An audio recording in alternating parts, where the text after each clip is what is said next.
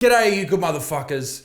In this video we're going to analyse Vladimir Putin because he is enemy number one throughout the entire world at this very moment. The world is undoubtedly outraged at the actions of Russia, and although this is pretty much standard for the human race over history, a lot of people are saying, wow, I can't believe this is happening. And yes, watching things that happen in the Ukraine right now, it does freak people out. There has never been a time where war and invasions have been broadcast so vividly through social media.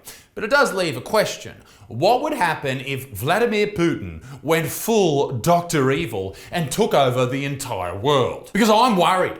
I'm worried as an Australian. What happens if we're too busy down under cooking shrimp on the barbie and getting skin cancer to notice him coming? So here's the question.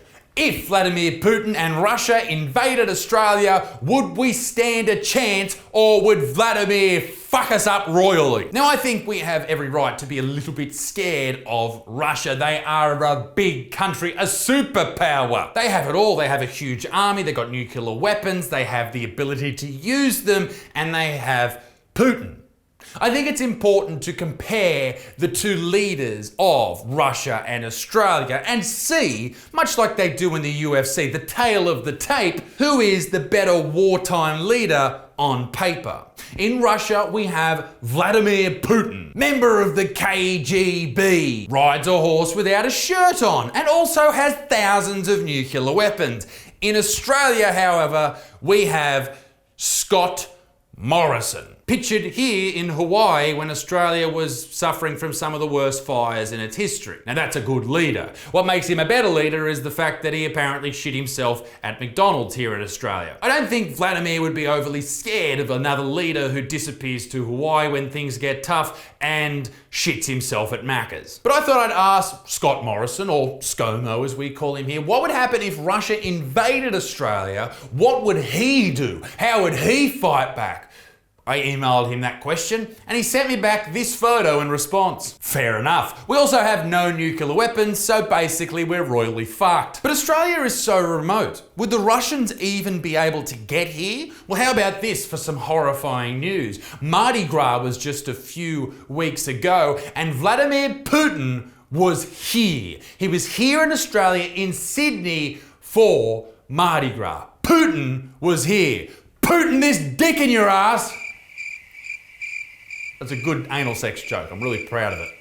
Let's compare Australia and Russia a little more. Australia has about 26 million people. Russia has a fuck ton more. But what we lack in size, we make up for in dick size. Yes, that's right, ladies and gentlemen. According to World Population Review country by country penis size ranking, the average Australian erect penis is 14.46 centimeters or 5.69 inches, 69. While the Russian penis, on average, is a full centimeter and a bit smaller, or 5.2 inches. We may as well round that down to 5 inches.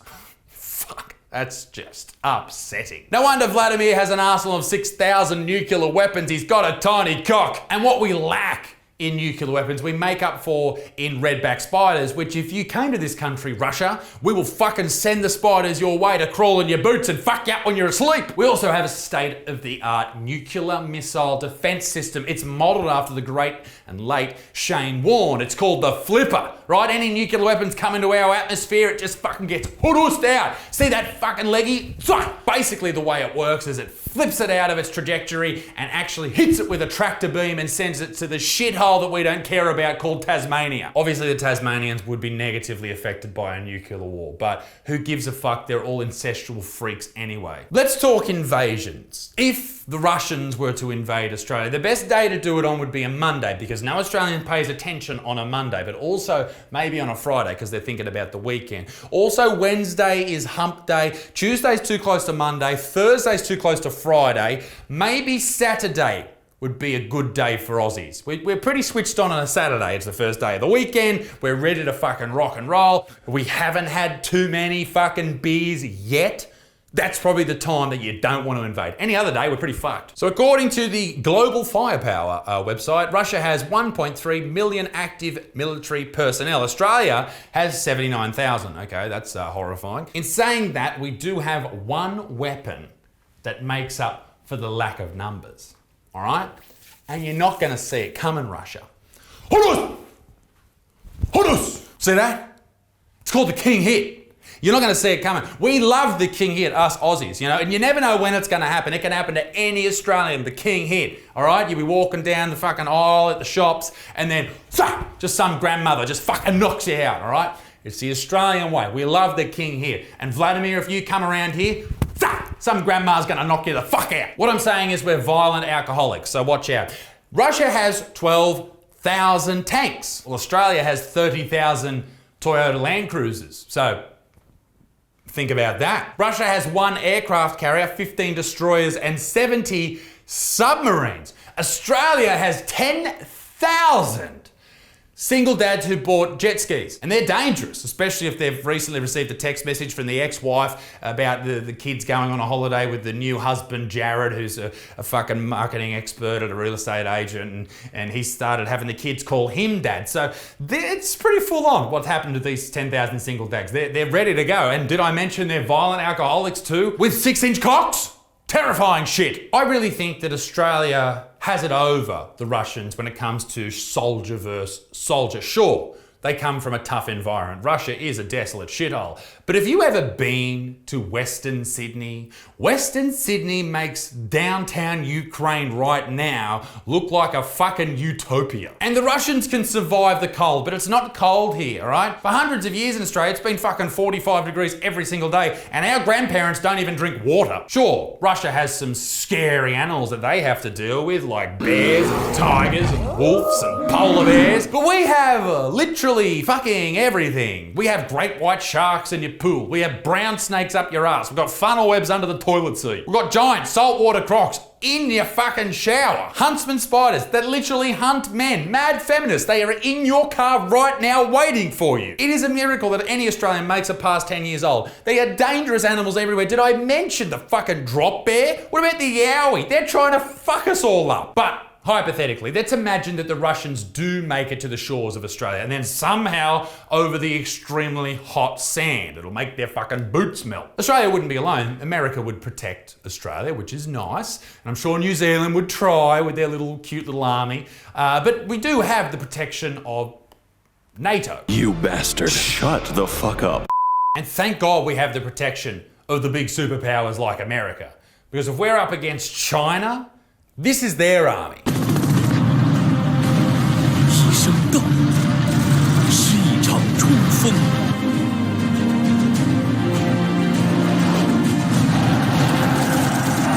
And there's Russia.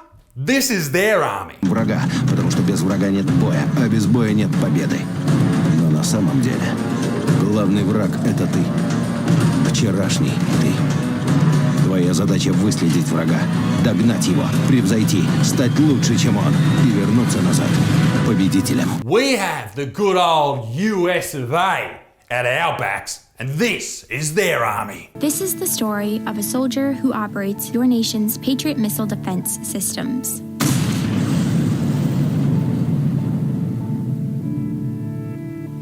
It begins in California, with a little girl raised by 2 moms. Yeah, we're gonna fuck them up. Ladies and gentlemen, I hope you enjoyed the video. If you did, leave it a like. Go and join the Good Motherfucker Club as well. It is free. The link is down below, and you get a weekly newsletter. Isn't that cute? And you get fucking discounts on merch and show tickets. It's great. But, ladies and gentlemen, 3 videos every single week. I'll see you next time on this channel. It's been lovely. Toodaloo, au revoir. Don't invade us, Vladimir. These were all jokes. Please don't nuke me. Bye. Ladies and gentlemen, thanks for watching the video. Your support means absolutely everything. If you haven't subscribed, do it right now. You keep me dogs fed, and I love you. Now, ladies and gentlemen, if you didn't know, there's 3 new videos on this channel every week. And if you want more, you can head over to Little Buttsman, which is the 2nd channel. Ladies and gentlemen, there is more. What about the podcast each and every week? It's available on Spotify and YouTube as well. And I'm also on tour right now around the country doing my show, Cancel Me Now. Stand-up comedy is back, ladies and gentlemen. And please, for Christ's sake, follow me on Instagram. I'm very lonely. Love ya. Bye.